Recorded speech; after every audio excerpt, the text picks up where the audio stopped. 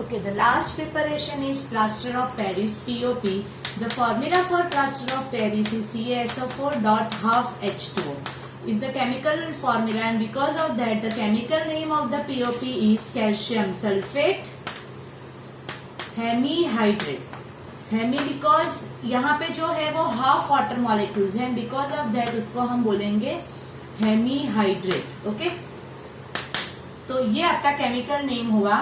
The POP जो है it is a white powder जो हम यूज करते हैं. आपको पता है पीओपी का पाउडर होता है, जब उसके अंदर हमने पानी ऐड किया तो वो हार्ड मास में कन्वर्ट होता है, राइट. तो वो जो हार्ड मास होता है वो उसको हम जिप्सम बोलते हैं. क्या बोलते हैं उसको हम? जिप्सम. तो जिप्सम का जो फॉर्मूला है वो है CaSO4 dot 2H2. ये आपका जिप्सम है, कैल्शियम सल्फेट डाइहाइड्रेट. ये जिप्सम का फॉर्मूला है. तो जो प्रिपरेशन ऑफ पीओपी है, the POP is prepared from gypsum. Gypsum को अगर मैंने कोई टेम्परेचर यहाँ पे हम लेंगे 373 डिग्री और 100 डिग्री सेल्सियस, केल्विन और सेल्सियस दोनों में लिखा है, then POP is formed and the water is release. तो उसका अगर हम इक्वेशन लिखे तो जिप्सम क्या होता है? CaSO4 dot 2H2O when it is heated at 373 Kelvin, CaSO4 dot half H2O is formed and half, और यहाँ पे 2 है मतलब कितने वाटर मॉलिक्यूल्स रिलीज होंगे? 1.5 वाटर मॉलिक्यूल्स रिलीज. तो ये आपका हुआ प्रिपरेशन ऑफ जिप्सम. जब हम प्रिपरेशन ऑफ पीओपी, जब हम पीओपी को फॉर्म करते हैं तो टेम्परेचर मेंटेन करना इज क्वाइट नेसेसरी. अगर ये टेम्परेचर हमने ठीक से मेंटेन नहीं किया, मतलब वो मोर देन 373, लेस देन 373 में तो ये फॉर्म ही नहीं होगा, ये कुछ नहीं क्रिएट होगा. मतलब मोर देन 373 केल्विन से ज्यादा टेम्परेचर अगर हमने ले लिया तो क्या होगा?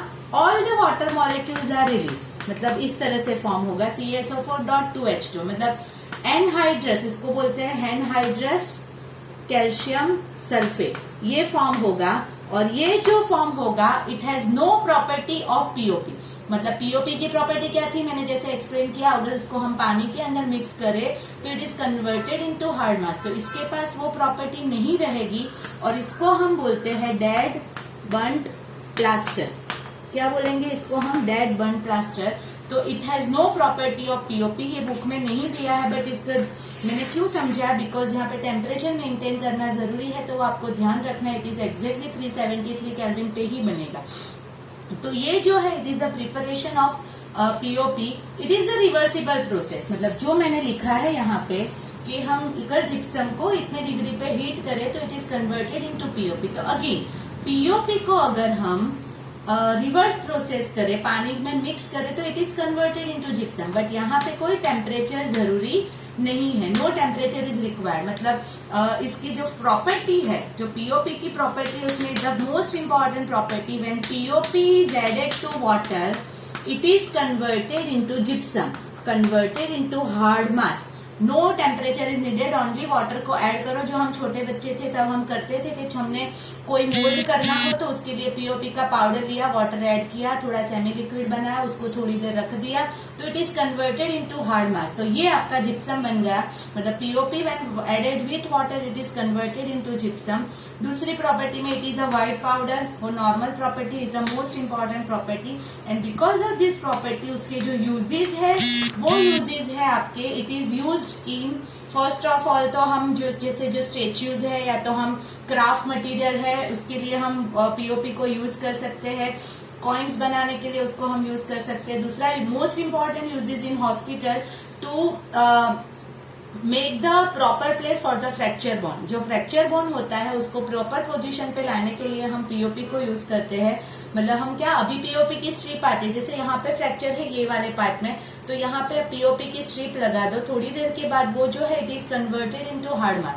और वो हार्ड मास जो बन गया इट इज योर जिप्सम. मतलब वो आपका यूज होता है फ्रैक्चर बोन को सही पोजीशन पे लाने के लिए. तो वो आपके यूजेस हो गए. ठीक है, यहाँ पे सभी जगह पे हमने ये वाला पार्ट देखा. आगे भी एक हमने देखा, it is called your water of crystallisation. तो ये जो वाटर ऑफ क्रिस्टलाइजेशन है, वो वाटर ऑफ क्रिस्टलाइजेशन क्या है वो बाकी था समझाना. तो वो एक लास्ट टॉपिक आपका water of crystallisation. Water of crystallisation जो है it is the fix number of water molecules present in a one formula unit of a substance, fixed number of water molecules present in one formula unit of substance. One formula is the most important part. उसका मतलब अगर मैंने example में CuSO4 लिखा, यहाँ पे it is 1 number, तो उसके साथ 5H2 है. अगर यहाँ पे 2 है तो यहाँ पे 10 आएगा. मतलब प्लीज ध्यान रखो, CuSO4.5H2O जो है इज द फर्स्ट एग्जाम्पल. ये वाला भी आप कंसीडर कर सकते हो सेकेंड एग्जाम्पल. हर एक जितने भी हम यहाँ पे वाटर ऑफ क्रिस्टलाइजेशन से क्रिस्टल बनाएंगे उसके कलर होंगे. तो इट हैज ब्लू कलर जो हमने एग्जांपल में लिया है.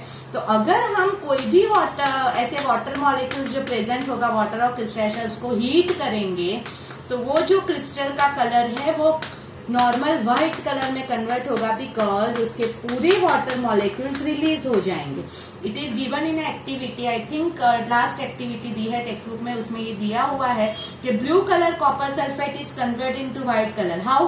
तो by heating this water of crystallisation is release and the blue colour copper sulphate crystal is converted into white colour. तो ये आपके वाटर ऑफ क्रिस्टलाइजेशन है, उसके लिए one formula unit is compulsory and because of that यहाँ पे हमने half water molecule लिए थे पीओपी में. बिकॉज अगर हम यहाँ पे हाफ की जगह पे 1 लेना चाहिए तो बट ऑब्वियसली यहाँ पे 2 लिखना पड़ेगा, जैसे बिकॉज उसकी फॉर्मूला को मेंटेन करने, जैसे मैंने यहाँ पे समझाया. अगर यहाँ पे 2 लिया तो यहाँ पे 10 वाटर मॉलिक्यूल शेयर करेगा. तो यहाँ पे हमने अगर 1 लिया तो ये 2 वाटर मॉलिक्यूल शेयर करेंगे कैल्शियम सल्फेट के. But it is wrong, because हमें always 1 formula unit of mass चाहिए एंड बिकॉज ऑफ दैट हमने यहाँ पे 1 फॉर्मूला यूनिट में कन्वर्ट करने के लिए यहाँ पे हाफ वाटर मॉलिक्यूल्स को यूज किया है. तो यहाँ पे हाफ क्यों लिखा है? Because of the water of crystallisation is always present with the 1 formula unit of आपका जो कंपाउंड होगा एंड बिकॉज ऑफ दैट यहाँ पे हमने हाफ वाटर मॉलिक्यूल्स यूज किया है. ठीक है, तो हमने 5 प्रिपरेशन पढ़े. फर्स्ट आपका था कॉस्टिक सोडा, उसके यूजेस तीनों के. सेकेंड आपका था ब्लीचिंग पाउडर. थर्ड आपका baking soda. Fourth washing soda and the last one is your POP. ये जो 5 प्रिपरेशन है प्लीज आप प्रिपेयर करके रखो. कोई भी डाउट हो तो मुझे बोलो तो मैं वापिस उसको आपको एक्सप्लेन करूँ. अगर आपको चाहिए तो मैं आपको कॉल करके समझाऊं. बट प्लीज ये 5 प्रिपरेशन मुझे कल तक फिनिश चाहिए. कल आपकी only 5 preparation and salt classify between acidic, basic and neutral salt की टेस्ट हो.